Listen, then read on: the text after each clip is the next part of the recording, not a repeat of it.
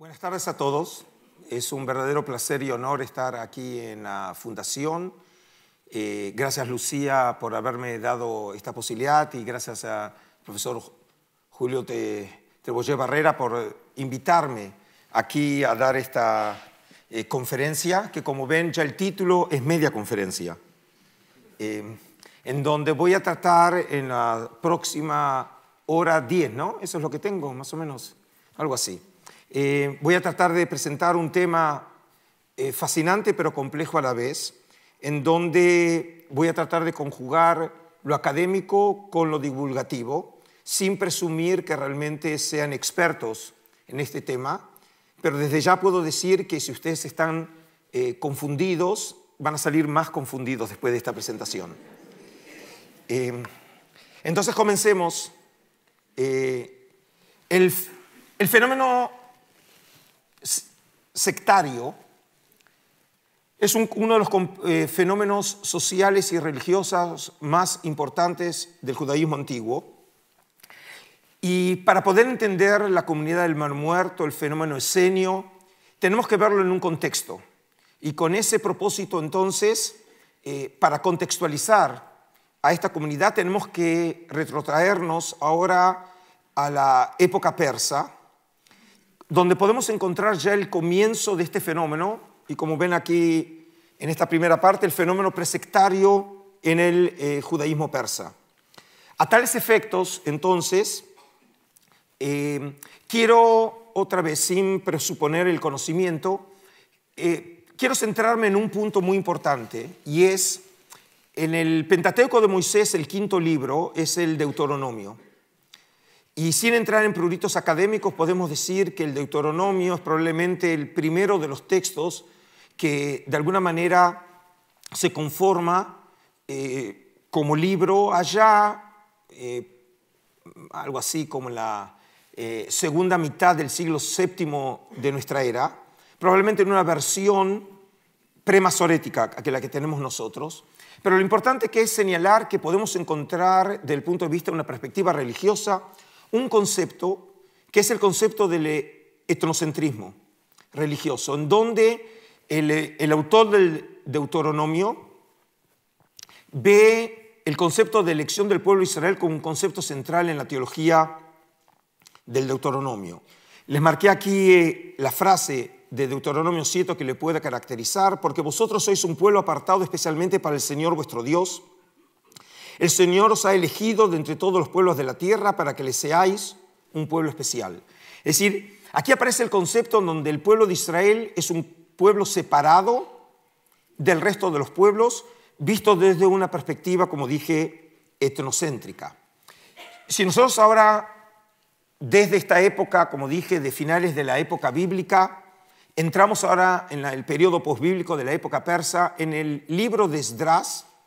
Y acá simplemente, para no presuponer conocimientos bíblicos, el libro de Esdras y Nehemías es una obra de la época persa. La edición que conocemos será algo así para el año 400 antes de nuestra era. En el libro de Esdras se alude a un evento o un momento de la historia del antiguo Israel, en donde los retornados del exilio de Babilonia comienzan a casarse con mujeres de la tierra de Israel. Y el texto dice así, en Esdras 9, los israelitas, incluidos los sacerdotes y los levitas, no se han mantenido apartados de la gente del país, es decir, de los cananeos, hititas, fereceos, jebuseos, amonitas, moabitas, egipcios y amorreos, a pesar de sus odiosas costumbres paganas.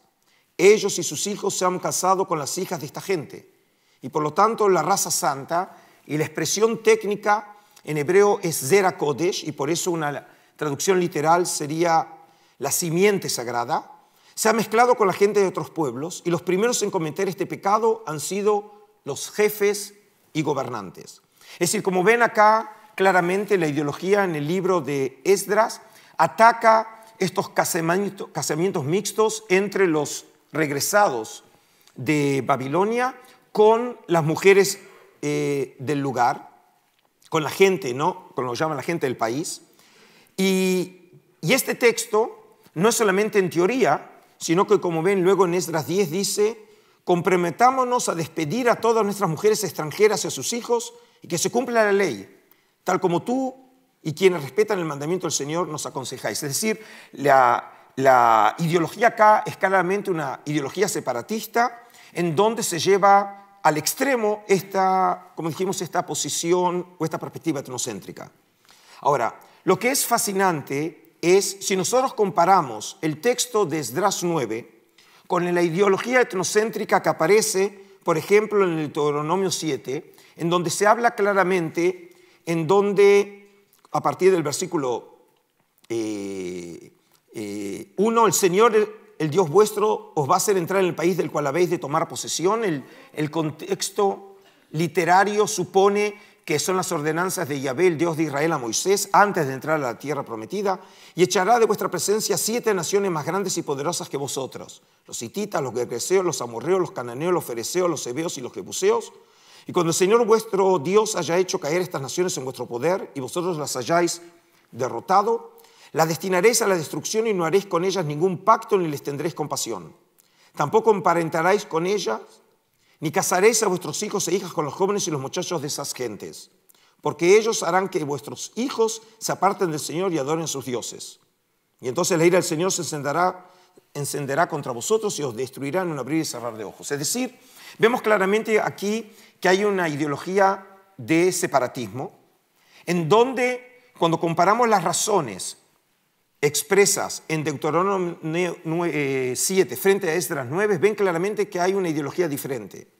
La razón por la cual se fija ese separatismo en Deuteronomio 7 es el miedo a la idolatría. Es que el pueblo de Israel no caiga en la adoración de los dioses, suponiendo que las mujeres, en este caso los casamientos mixtos, pueden llevar a la perdición religiosa del pueblo de Israel. Mientras que en Esdras 7 la razón ya no es religiosa, sino en este caso es biológica. Es para evitar la mezcla, en este caso racial. Como dije, o el contacto de la simiente sagrada, considerando que la simiente de Israel es sagrada, frente a una simiente de los paganos. Como ven, es una perspectiva totalmente diferente. Si alguno no supiera que estoy hablando de Esdras 9, cree que estoy hablando de una ideología de Goebbels, ¿sí? Es decir, estamos hablando frente a una perspectiva en donde la identidad de Israel tiene una base biológica, que obviamente no se aceptó en Israel, pero en este momento vemos esa pugna entre dos ideologías y es dable mencionar que esta ideología separatista con base biológica probablemente se originó en el exilio babilónico. Y esta diferencia de ideología, que es un desarrollo en extremis de lo que ya aparecía en el Deuteronomio y parece haberse desarrollado exegéticamente, teológicamente, socialmente en la situación de exilio babilónico, también es muy interesante cuando comparamos la lista de pueblos. Fíjense la lista de pueblos en Esdras 9 frente a la de Deuteronomio 7 y fíjense lo que sucede. Los en rojo son los pueblos que aparecen en las dos listas. En Deuteronomio 7 en azul los gergeseos y los heveos no aparecen en Esdras. Y en Esdras en verde no aparecen en Deuteronomio, que son los amonitas, moabitas y egipcios. Ahora, si ustedes tienen presente la tierra de Israel, primero el Deuteronomio hablaba de 7 pueblos cananeos, mientras que los moabitas y amonitas están ubicados en el actual Jordania, que es el este de la tierra de Israel, mientras que los egipcios es al suroeste de Israel. Es decir, lo que vemos que el círculo de pueblos prohibidos de Israel se está ampliando. Lo que muestra otra vez es una ideología que se va exacerbando precisamente el separatismo. Todavía no hablamos, y este es un punto importante, no estamos hablando de sectas, pero vemos que es el comienzo de una ideología de separación. No solamente eso, sino que quiero que vean este punto. Uno de los pueblos que aparece es el pueblo de los moabitas, como ven. Y no es casualidad que tenemos una historia bíblica que precisamente apunte a lo contrario. Tenemos la novelita de Ruth, donde precisamente se cuenta de una moabita que habrá de ser, en última instancia, de quien se derive el rey David, y así termina la historia, ¿no? En donde Ruth la moabita se casa con con uno de los israelitas, Boaz, y de esa relación finalmente habrá de salir la familia de Yesé, que es el abuelo de David, y obviamente el Mesías también habrá de nacer de la estirpe davídica. Es decir, vemos dos líneas que se están conformando en Israel ya en el mundo antiguo, que podemos establecer claramente una línea separatista frente a una línea universalista. Esta tensión ya en el antiguo Israel lo podemos ver en el siguiente punto. En Esdras 4 se cuenta que cuando llegan estos exiliados de regreso a Israel, lo que hacen primeramente es reconstruir, o se proponen reconstruir el templo de Jerusalén. Y tenemos una escena muy interesante en Esdras 4, que dice así: cuando los enemigos de Judá y de Benjamín supieron que los que habían vuelto del destierro estaban reconstruyendo el templo del Señor, Dios de Israel, fueron a ver a Zerubabel y a Josué y a los jefes de la familia. Zerubabel es Zerubabel, descendiente de la estirpe de David, y Josué, hijo de Josadac, el gran sacerdote. Y les dijeron: permitid que os ayudemos en la construcción, porque nosotros, los mismos que vosotros, hemos recurrido a vuestro Dios y le hemos ofrecido sacrificios desde el tiempo de Sarjadón, rey de Asiria, que nos trajo hasta aquí. Pero Zerubabel, Josué y los otros jefes de familia israelita les respondieron: no podemos reconstruir junto con vosotros el templo de nuestro Dios. Lo tenemos que reconstruir nosotros solos. Y en hebreo, el término en hebreo es yahat, que en hebreo significa también eso, solo nosotros. No solamente como adverbio, sino que aparece el concepto, nosotros somos un grupo diferente. Y desde ya les puedo decir que es muy interesante que aparezca el término yahat aquí, porque siglos después la comunidad del Mar Muerto, en los rollos del Mar Muerto, se llama el yahat. Lo que significa que empezamos a ver una utilización de un término que finalmente va a tener un uso sectario, y ellos solos pueden construir el templo de Yahvé.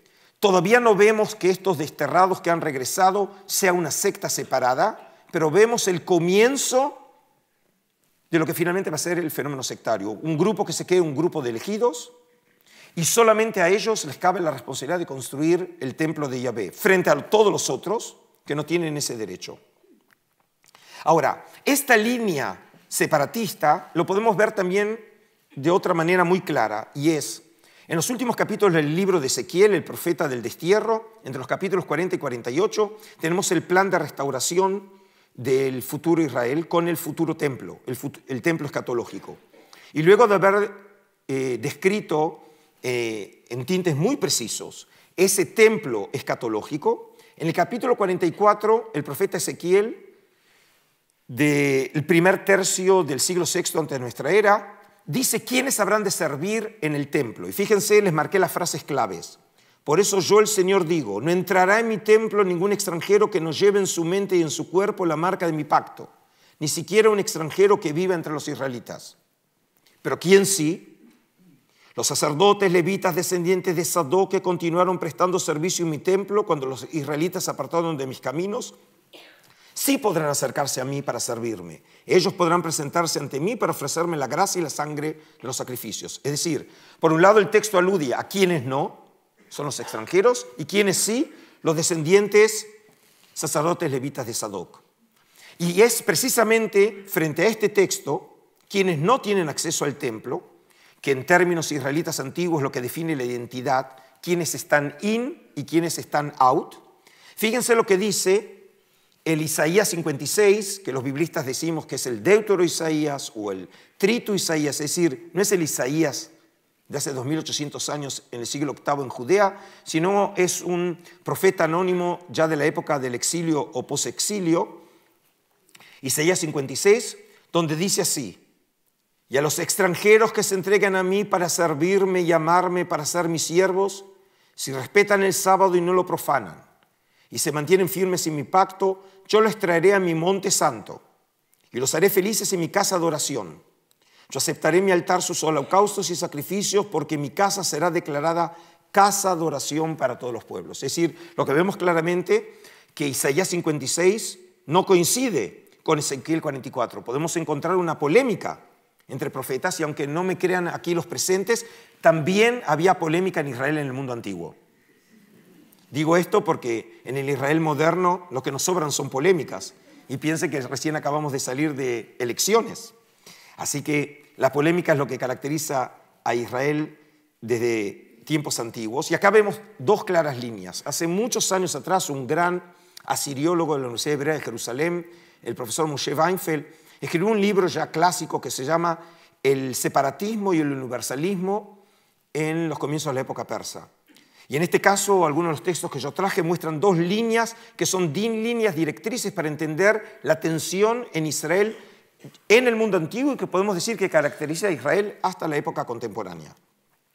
Y una vez presentado este fenómeno presectario, todavía no hablamos de secta, pero vemos que ya hay una semilla incipiente de separatismo y una tensión entre el endogrupo y el exogrupo que toma mucha tensión y va a aumentar en tensión en la época siguiente, que es el periodo helenístico. Y en este caso quiero comenzar con uno de los momentos claves en la historia, no solamente del antiguo Israel, sino del mundo antiguo y de hecho en la historia de Occidente, que es la llegada de Alejandro Magno.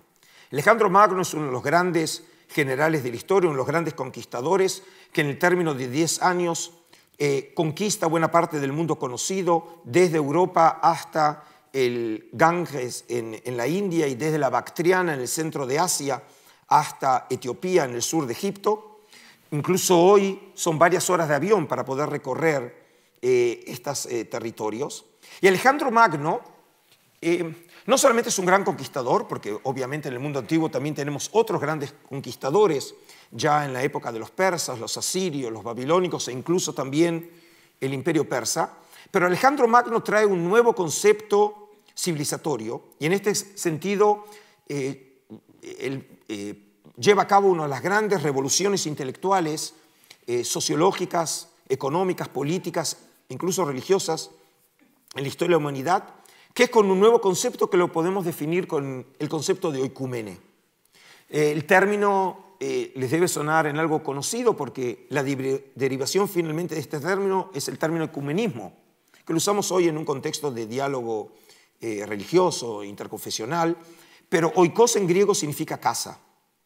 Y en realidad podemos decir que el concepto que desarrolla Alejandro Magno es lo que llamaríamos hoy los modernos el concepto de la aldea global, en donde dos civilizaciones que es Oriente y Occidente se unen creando una nueva civilización que no es solamente un resumen de las dos, sino es algo nuevo, que es precisamente eso, el mundo helenístico que finalmente va a ser heredado por los romanos y la civilización grecorromana. Y es una civilización que funciona con paradigmas diferentes a lo conocido en el mundo antiguo. Lo que caracteriza a ese mundo es un mundo en donde lo que antes era griego forma parte ahora de todo el mundo conocido. En donde, por ejemplo, los Juegos Olímpicos ya no son solamente de los griegos, sino también vamos a tener Juegos Olímpicos en el Oriente. En donde, por ejemplo, la polis, que es la ciudad griega, no es solamente la ciudad de Estado para los griegos, sino también se van a crear ciudades-estado en el Oriente. Más de 350 ciudades-estado se crean en el Oriente en la época helenística, a partir del último tercio del siglo IV, en donde, por ejemplo, la filosofía griega ya no es solamente de los griegos, sino que es una nueva manera de pensar que empieza a conocerse en el Oriente, y pienso en uno de los grandes exponentes de la historia de la filosofía en el hombre, es el judío Filón de Alejandría, que es un judío que nace en uno de los centros intelectuales del Oriente, que lleva la ciudad el nombre de su fundador, que fue precisamente Alejandro Magno.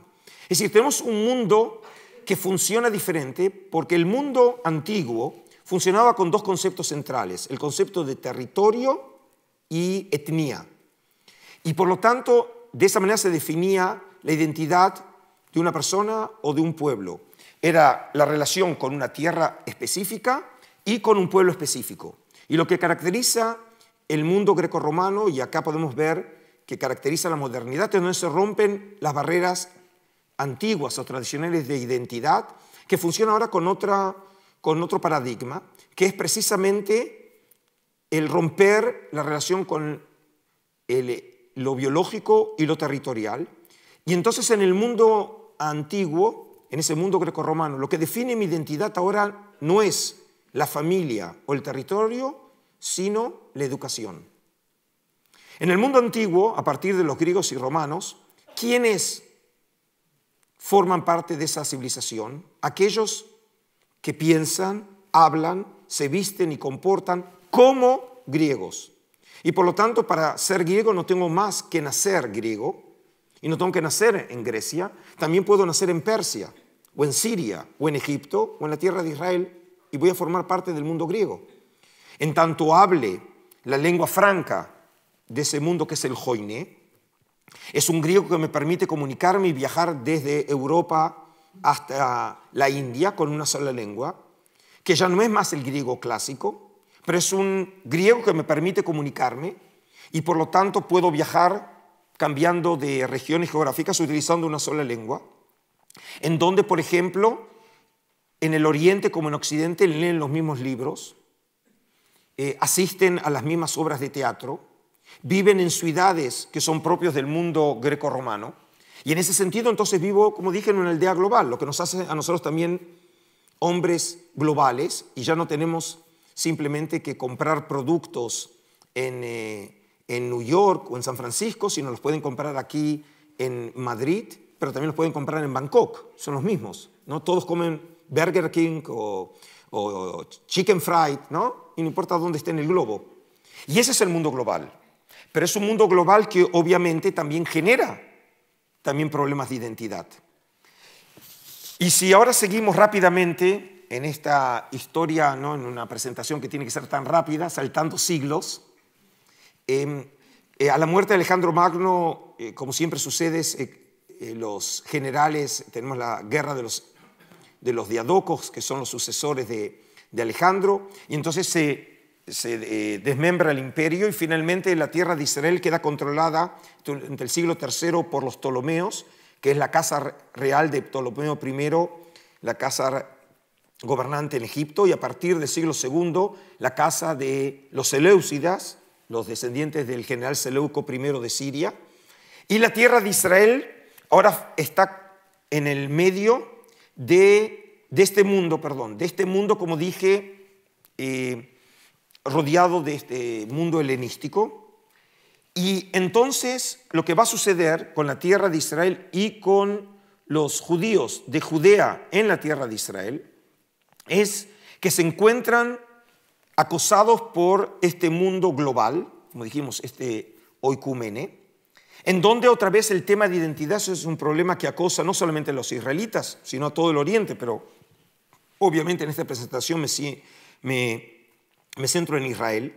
Y por eso no es casualidad que en el libro apócrifo de los Macabeos, en 1 Macabeos 1, el texto dice lo siguiente: por aquel tiempo aparecieron en Israel renegados que engañaron a muchos diciéndoles, es decir, 1 Macabeos del la segunda mitad del siglo II ante nuestra era, cuando quiere explicar por qué sucedió esa revuelta de los Macabeos, quiere explicar que la revuelta tuvo un contexto, y el contexto es esta polémica, que algunos decían, hagamos una alianza con las naciones que nos rodean, porque desde que nos separamos de ellas nos han venido muchas calamidades. Significa que hay una polémica en Israel frente a ese mundo global.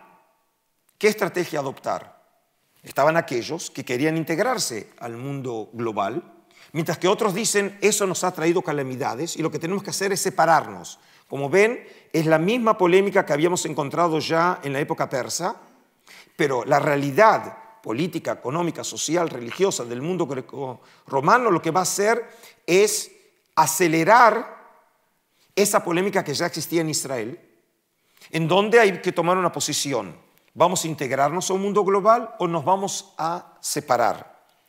Y es en ese contexto que no es casualidad que las persecuciones del gobernante de la casa Seleucida, Antíoco Epífanes IV, precisamente que ven a los grupos separatistas como grupos belicosos, por eso por primera vez en la historia del hombre conocemos persecuciones religiosas. En el mundo pagano no conocía de persecuciones religiosas porque no tiene ningún problema que los pueblos sometidos crean en otros dioses, porque todos creen en distintos dioses, mientras que los griegos aquí entendieron que los judaítas, al tener prácticas tan distintas del resto, precisamente es lo que los lleva a esa actitud belicosa hacia los paganos. Y por eso fíjense cuál es el contenido de estas persecuciones. Dice así: por medio de mensajeros el rey envió a Jerusalén y demás ciudades de Judea decretos que obligaban a seguir costumbres extrañas en el país y que prohibían ofrecer holocaustos, sacrificios y ofrendas en el santuario, que hacían profanar el sábado, las fiestas, el santuario y todo lo que era sagrado, que mandaban construir altares, templos y capillas para el culto idolátrico, así como sacrificar cerdos y otros animales impuros, dejar sin circuncidar a los niños y mancharse con toda clase de cosas impuras y profanas, olvidando la ley y cambiando todos los mandamientos. En otras palabras, los gobernantes seleucidas entienden que si quieren realmente contener a estos judaítas belicosos, lo que tienen que hacer es atacar el problema de la identidad. Y los judíos quieren ser distintos y por lo tanto tienen un día de descanso que nadie tiene, como es el sábado, y tienen la práctica de la circuncisión y tienen las regulaciones alimentarias distintas de los otros, que obviamente los separan de todos los demás. Es decir, que otra vez tenemos el particularismo frente a ese intento de integracionista y universalista. Y entonces lo que sucede es que muchos israelitas tuvieron la fuerza y el valor para negarse a comer alimentos impuros y prefirieron morir antes que profanarse comiendo tales alimentos y violando así el pacto sagrado, y en efecto murieron. Es decir, tenemos por primera vez en la historia el concepto del martirio religioso. Es decir, los primeros mártires en la historia de la civilización son estos judíos que sufren estas persecuciones religiosas y prefieren morir antes realmente de profanar las regulaciones y las ordenanzas seleucidas. Pero otros israelitas, en vez de someterse a la persecución, lo que hacen es levantarse. Y ese es el contexto inmediato del levantamiento de los macabeos. Y el levantamiento macabeo finalmente lleva a un levantamiento que originalmente tenía una razón religiosa y finalmente tiene un objeto político. Y entonces tenemos que después de siglos en donde los judíos en la tierra de Israel se vieron sometidos primero a los persas y luego a los griegos, ahora tienen independencia por un término más o menos de 100 años, y los macabeos a lo largo del tiempo comienzan a conquistar nuevos territorios, y frente a lo que antes era simplemente el territorio de Judea muy pequeño, acá ven un sinnúmero de territorios que fueron tomados, porque la casa de los macabeos se creían que eran ahora los herederos de la antigua casa davídica. Ellos eran de descendencia sacerdotal, no davídica, pero se ven herederos del antiguo y glorioso Israel de la época bíblica. Y en este caso, lo que tenemos que la paradoja hizo que por un lado los macabeos terminaron finalmente creando el reino macabeo. Los gobernantes macabeos asumieron el título de rey. Y por el otro lado también era el gobernante macabeo, no solo era rey, sino sumo sacerdote, algo que nunca había sucedido en la historia de Israel, que el rey también sea el sumo sacerdote. Y podemos decir, y le hago el ejemplo con estas dos monedas, como muestran que los macabeos tenían que, en una realidad política, tenían que vivir en dos mundos. Por un lado, por ejemplo, tenemos una moneda de la época de Alejandro Janeo, el gran rey de Judea, en donde, por ejemplo, el símbolo es un ancla, que era un símbolo típico iconográfico del mundo helenístico, mientras que otro descendiente de los macabeos, Matitaos Antígono, que lo va a terminar matando Herodes el Grande, utiliza, en este caso, el candelabro de 7 brazos, que es un típico símbolo del templo de Jerusalén, un templo judío. Es decir, que se vive en dos mundos. La prueba está que incluso los gobernantes de Israel tienen dos nombres. La onomástica acá prueba que viven en dos mundos. Alejandro Janeo es el nombre en griego y el nombre en hebreo, cuando funciona como gran sacerdote, es Jonatán. Es decir, viven en dos mundos. Y en este sentido, entonces, la importancia es capital. Porque eso significa que otra vez volvemos al tema de la identidad. Y por eso no puede ser casual que cuando entendemos esta tensión entre el separatismo y el universalismo, en la narrativa de Flavio Josefo, la primera vez que habla que hay sectas, con griego habla el término airesis, que ahora lo voy a explicar, entre los judíos, es cuando llega a la época de gobierno de Jonatán el Macabeo, y entonces dice lo siguiente: para esta época existían 3 sectas judías que opinaban diversamente sobre problemas humanos: la de los fariseos, la de los saduceos y la de los esenios. Y los fariseos decían que algunas cosas no todas se deben al destino y otras dependen de nuestra voluntad, que se cumplan o no. Los esenios afirmaban que todo se debe al destino y que los hombres nada pueden hacer que escape el destino. Y en cuanto a los saduceos, suprimían el destino, diciendo que no es nada y que no interviene para nada en los asuntos, sino que todo está sometido a nuestro arbitrio, de modo que somos autores tanto de los bienes como de los males que nos acontecen por imprudencia nuestra. Es decir, que cuando en español nosotros hablamos de las sectas, no es en realidad el uso sociológico que lo va a usar Max Weber, ¿sí? El término airesis en realidad lo que significa es una escuela de pensamiento, escuela filosófica. Es decir, que Josefo, que está escribiendo las antigüedades judías a fines del siglo I de nuestra era en Roma, tratando de explicar a los intelectuales romanos este fenómeno de los grupos sociales de élite en Israel, lo trata de colocar en una categoría, y la categoría es las escuelas filosóficas. Como conocen que hay los pitagóricos y están los cínicos y están los estoicos, entonces también existen entre los judíos este tipo de sectas, y por eso fíjense, precisamente el tema que según él divide estos grupos es precisamente temas filosóficos, en este caso la polémica en derredor del concepto de la providencia frente a la libre elección. Desde el punto de vista histórico podemos decir que lo que siempre ha distinguido a los judíos desde la antigüedad hasta nuestros días no es la ortodoxia, a pesar que hablamos hoy de la ortodoxia judía, sino la ortopraxis. El problema es un problema de praxis porque la civilización judía funciona con el concepto central de ley y no tanto de la doxa. Pero de todas maneras, en este contexto, lo importante es que él nos habla que hay una fragmentación de grupos de élite precisamente en la época de los macabeos. Es decir, que es una época que produjo una eclosión entre los grupos intelectuales en derredor de la cuestión qué actitud asumir hacia el mundo exterior. ¿Cómo nosotros preservamos de la identidad? Si es separándonos o en realidad integrándonos. Y lo que encontramos, como siempre sucede en la historia de las sociedades, tenemos distintas estrategias. Tenemos estrategias conservadoras y tenemos otras liberales. Tenemos unas que contemporizan y otras que tratan y son mucho más radicales. Y es en ese contexto que tengo que llegar, como este no es un seminario académico donde tengo un año para desarrollar el tema, entro directamente ahora al tema de los esenios. Ahora, aquí es muy importante entender lo siguiente. ¿Qué fuentes teníamos sobre este grupo esenio, donde el término lo conocemos solamente en griego como esaioi o esenoi, o en latín eseni? Eso es lo que tenemos los términos. Tenemos en total 3 fuentes plus una, que ahora voy a mencionar. Tenemos 3 fuentes. La primera y más antigua es Filón de Alejandría. En una de las fuentes que de todo bueno hombre bueno es libre, y otro en la hipotética, que es un texto apologético. Les recuerdo, Filón de Alejandría es el gran filósofo judío de finales del siglo I antes de nuestra era y comienzos del siglo I de nuestra era. Filón solo una vez estuvo en la tierra de Israel y habla acá de un grupo palestinense, lo que en muchos casos significa que muchas de las tradiciones deben haberle llegado de manera oral, pero de todas maneras es la fuente más antigua que tenemos, escribiendo sobre los esenios de Palestina, de la tierra de Israel de esos años, porque los tomaba como modelos de hombres santos. Y les traje solamente como ejemplo algo de este texto, por lo menos para que tengan una cierta idea, qué nos cuenta Filón sobre los esenios. Y no sin noble descendencia está la Siria palestinense, habitada en no pequeña parte por la populosísima raza de los judíos.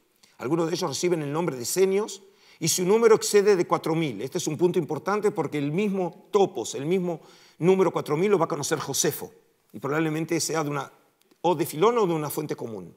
Su nombre se relaciona, en mi opinión, aunque no con una forma pura de la lengua griega, con la palabra santidad, pues son los adoradores más notables de Dios. En otras palabras, Josefo tampoco sabe por qué se llaman los esenios, y trata de explicarlo asociado con el término siotes, ¿no?, de los santos en griego, y no mediante sacrificios de animales, sino por su resolución de mantener sus pensamientos en armonía con lo sagrado. Lo primero que cabe mencionar es que estos hombres moran en aldeas y evitan las ciudades debido al desorden e inmoralidad de los ciudadanos. Y luego, rápidamente, hay un tema que parece ser muy fascinante y lo vamos a ver como topos en otros textos. Casi son los únicos hombres que adoptan una vida sin dinero. Imagínense en el mundo helenístico romano viviendo sin dinero, ni propiedad voluntariamente más que por falta de bienes, y se consideran muy ricos y con razón porque tienen pocas necesidades y su contenido espiritual es abundante. Sí, lo que lo atrapa a Josefo es que es un grupo de características casi utópicas, que viven en comunidad, que están entregados a la vida espiritual. Luego, por ejemplo, en la apología trae otros temas, obviamente no podemos leer todo, pero que se hagan una idea. Fíjense lo que dice. Además evitan el matrimonio, porque comprenden claramente que sería el único, el principal motivo de ruptura de su hermandad. Otro motivo era su práctica, en verdad excepcional, de la continencia. Por eso ningún esenio toma esposa, pues la mujer es criatura egoísta. Por favor, quiero que quede claro que lo dice Filón. Extraordinariamente celosa, astuta en apurar el carácter del hombre y dominarlo con la acción persistente de sus encantos. Espero no crear hoy problemas matrimoniales o de pareja.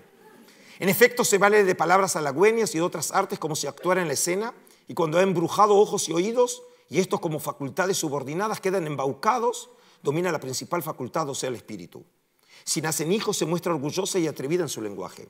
Donde antes hablara con falsa compostura, ahora lo hace con retadora insolencia y desvergonzadamente insiste en pretensiones hostiles a la hermandad. Porque el hombre, tanto si se haya sometido a los encantos amorosos de la mujer, o preocupado por su instinto hacia el cuidado de los hijos, no es el mismo en su trato con los demás hombres. Poco a poco se transforma en otro hombre que ya no es libre, sino esclavo.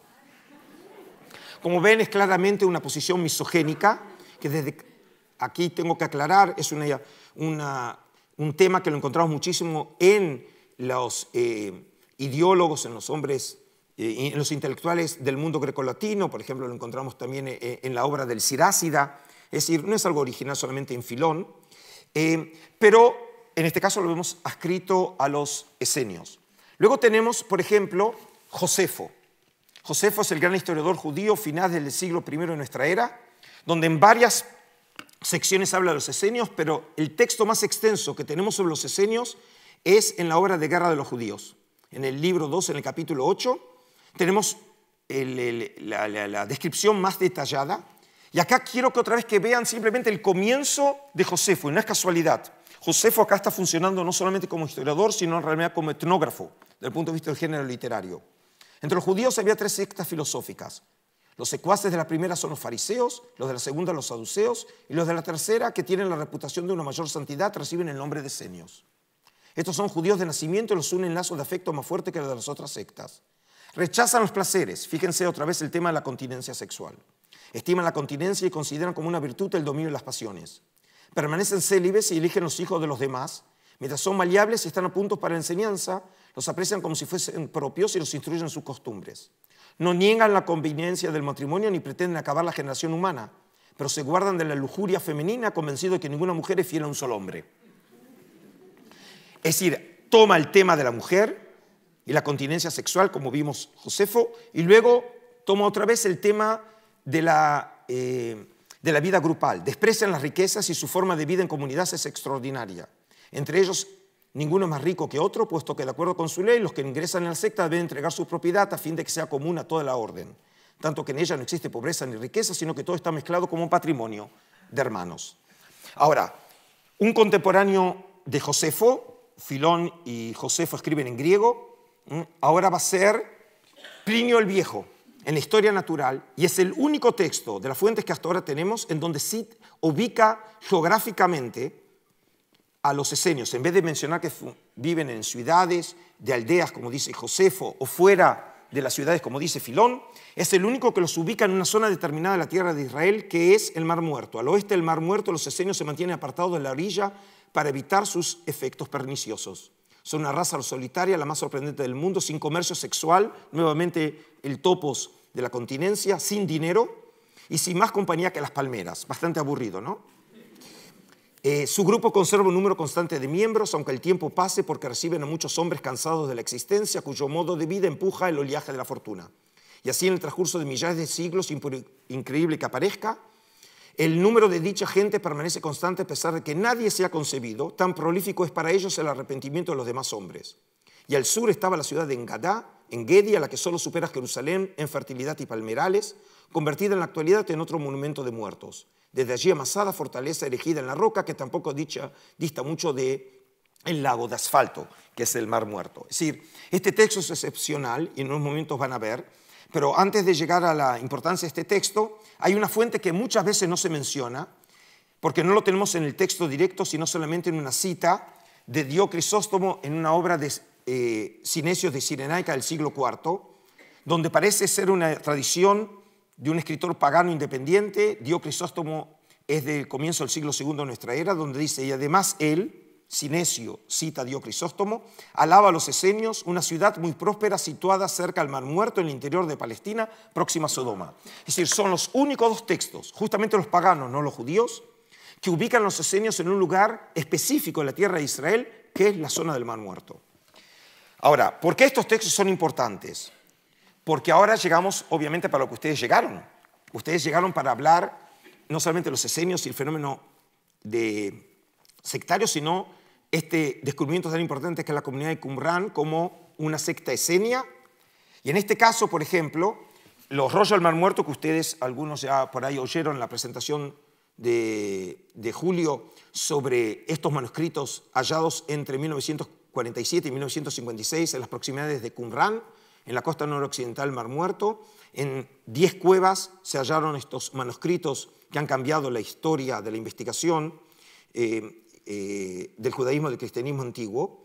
En la cueva número 1, la primera cueva, se hallaron probablemente en unos jarrones, en estas tinajas, pero una mención, que no sé si Julio lo dijo, nunca los arqueólogos han encontrado rollos dentro de tinajas, de jarrones. Nunca los arqueólogos. Lo que encontraron fue siempre la referencia de los beduinos, que sabemos que se encontraron los primeros, pero no tenemos, en esa época no existía el selfie, así que no se sacaron la foto con los rollos.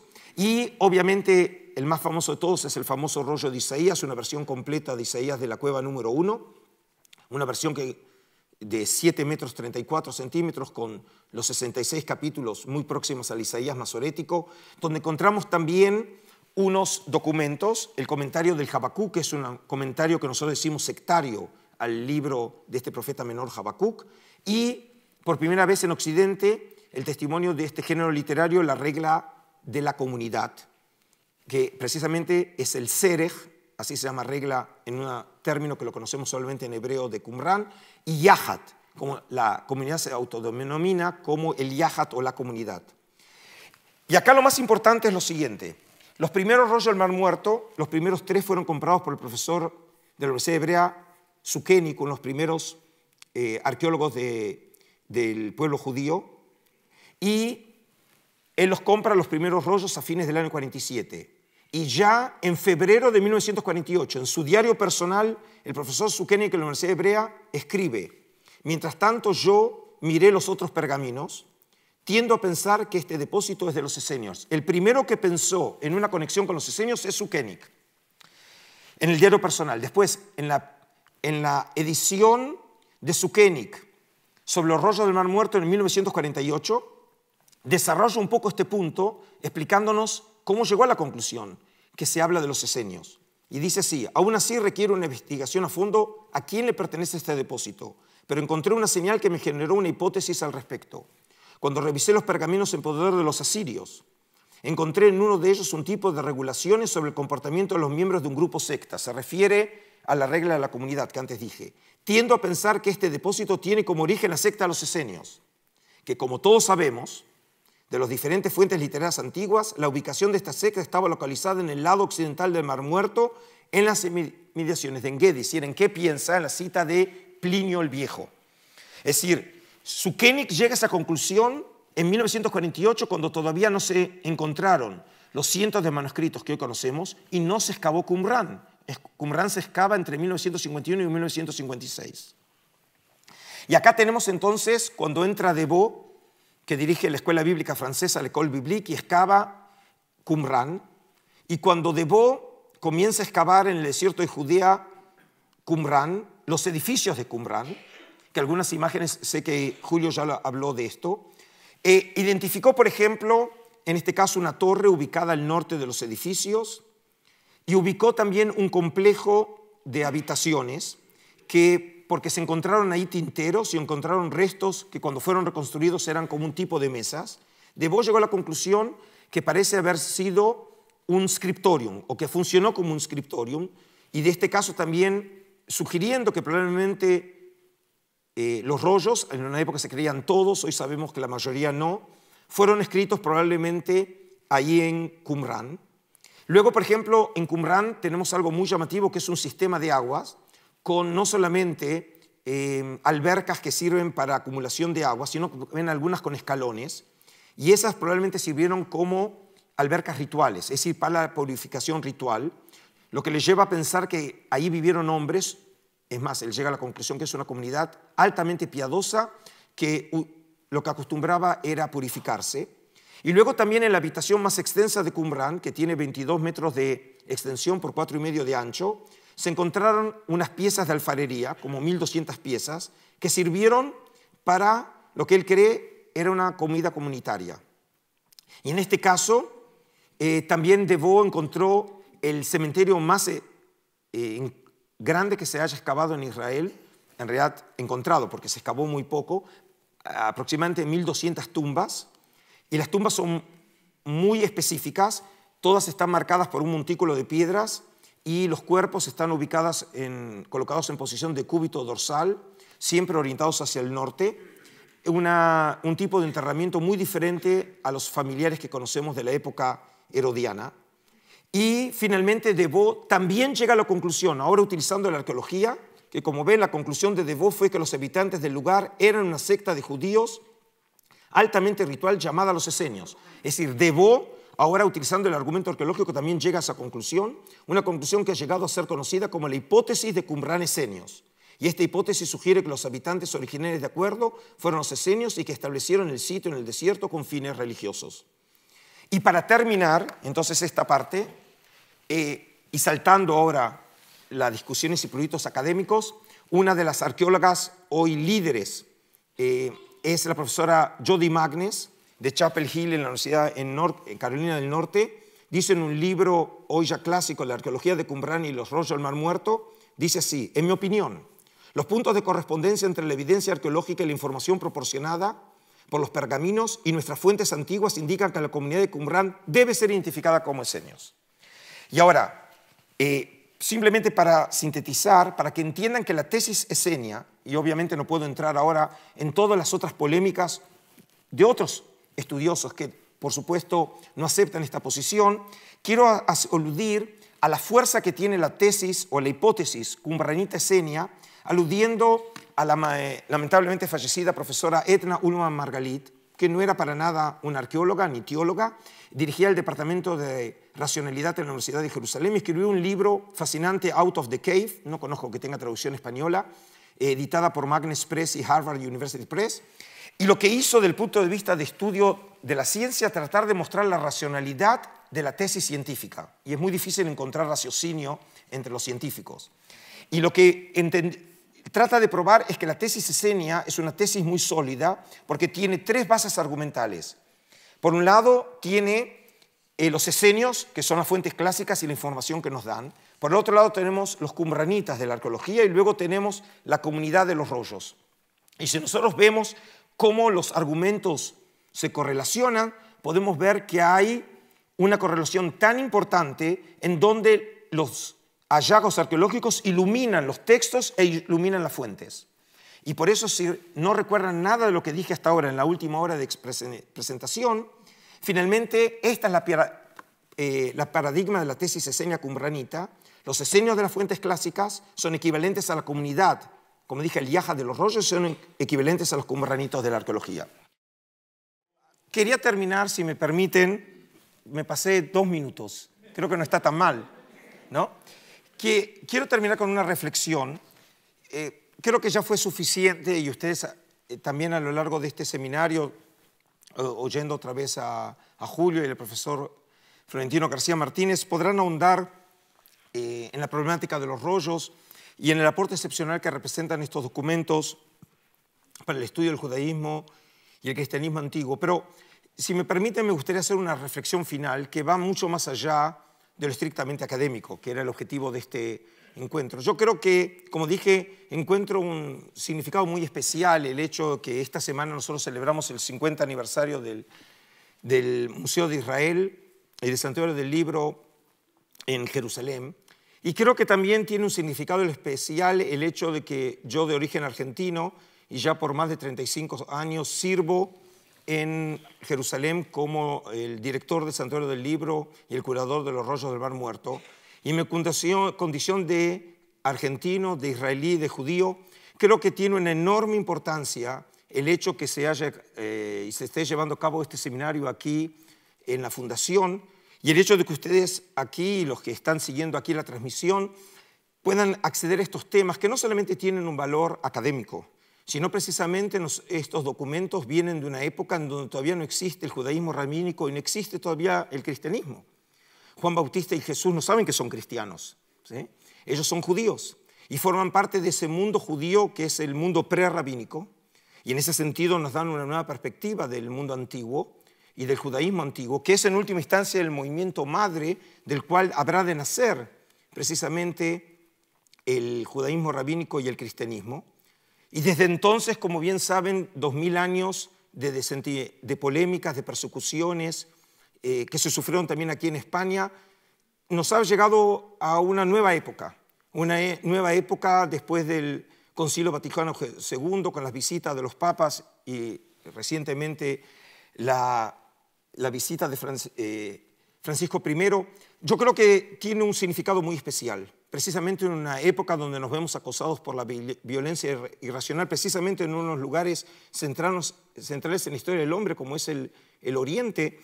Yo creo que precisamente traer este mensaje que tratamos de traducir por medio de estas fuentes, que en última instancia es el testimonio más antiguo de la Biblia hebrea, que es la base de la civilización occidental. Creo que en última instancia, creo que todo este seminario, y humildemente lo traté de hacer también en mi exposición, nos muestra en última instancia que judíos y cristianos son hermanos. Muchísimas gracias.